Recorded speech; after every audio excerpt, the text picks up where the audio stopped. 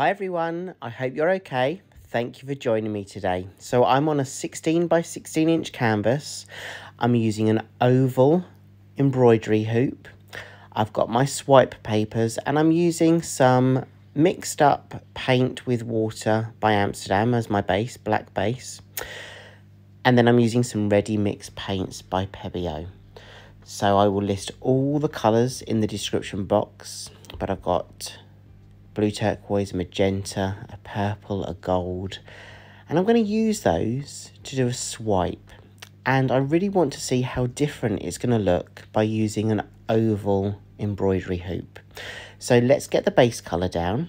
This is Amsterdam's Lamp Black mixed with water. It's a thicker consistency because I want to try and match the consistency with the ready mix paints.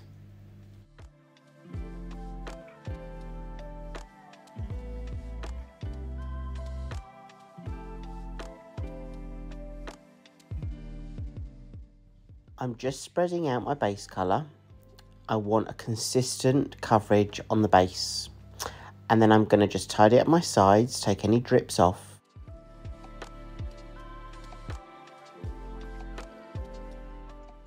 I'm then going to use the torch to get rid of any of the air bubbles. I've created some bubbles by mixing my base colour. And then I'll take the oval embroidery hoop and place it directly in the centre. But I'm going to do it in a diagonal way.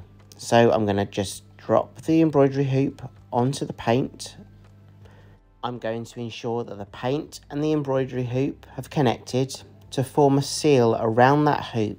So when I layer the paints, they won't bleed into the middle section.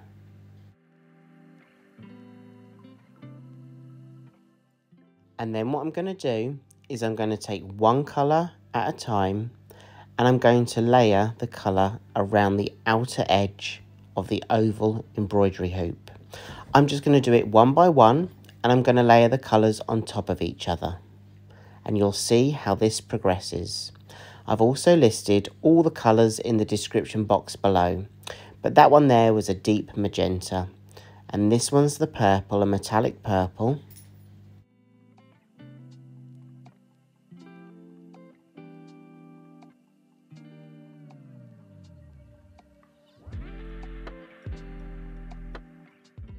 And now I'm going with the gold. Again, I'm just putting a layer all the way around the hoop on top of all the other colours.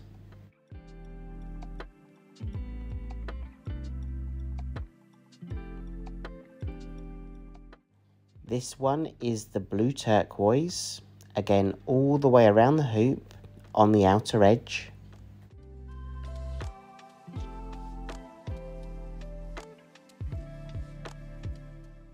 And then finally the metallic cobalt blue. Again, that's the last colour to go all the way around the edge before we get the paper and swipe out the design. Now remember, when you're using the paper, it's not damp, it's a dry toilet paper. And I literally allow the paper to connect with the paint that I've layered. And then I slowly drag the paper in one direction. I allow it to glide on top of all that paint. There's no pressure when I apply the paper. I allow it to soak into the paper and then I drag it in one direction right across the canvas to the edge and then lift up the paper and dispose of it.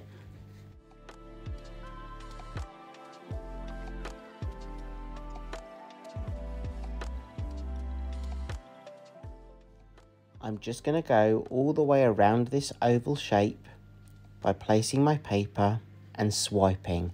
And I just love this colour combination because those colours are all infusing together and really popping through. And having the black base really illuminates those colours too.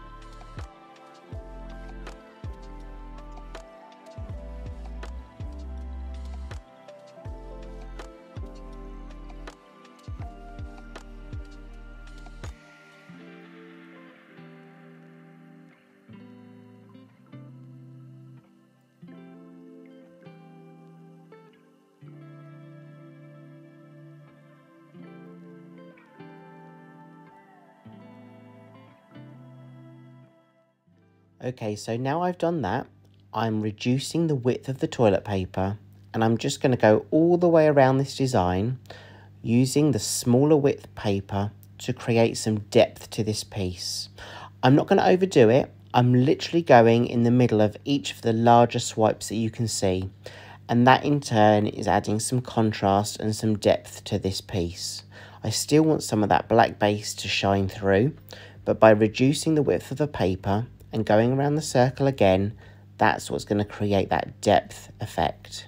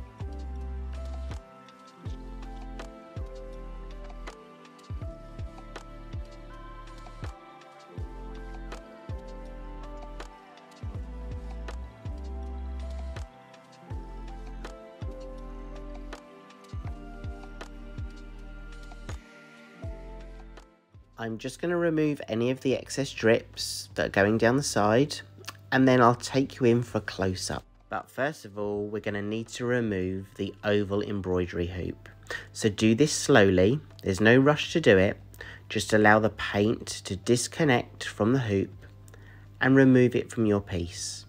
That's going to help you minimize any splashes if you were to lift it up really quickly, because that would splash across your design and then you need to tweak it. But by doing it slowly, allows you to maintain that shape that you've created within the middle.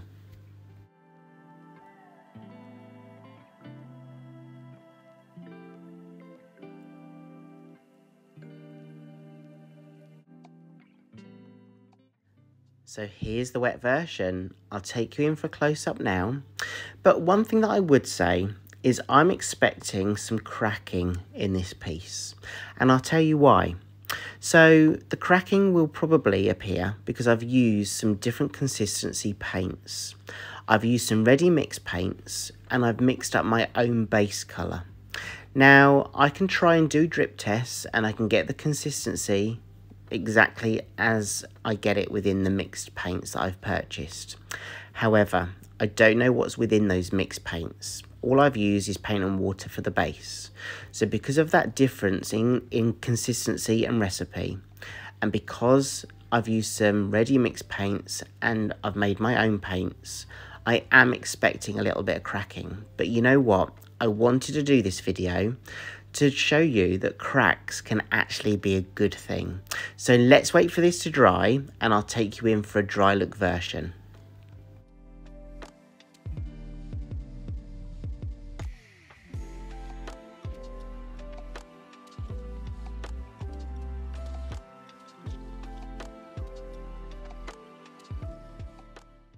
And here we are. Here's the dry look version, and as expected, I do have some cracking across the whole piece.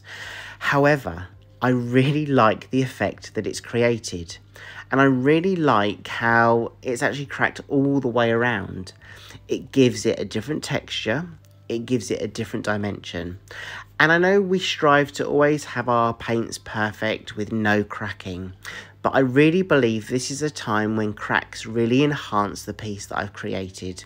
It gives it that different look, that different texture, that different depth. So to be honest, I'm celebrating the cracks that have appeared in this piece. Let me know what you think. Do you like them? Would you do this design yourself? And would you hope that cracks appeared in yours too? Let me know what you think, guys. Thank you so much for being here this week. Thank you for joining me. I really hope you've enjoyed this video.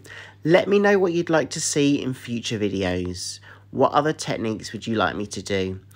Have a great week. Thank you for all of your support. I'll leave you with some close-ups and I hope to see you again in the next video. Take care, everyone. Bye.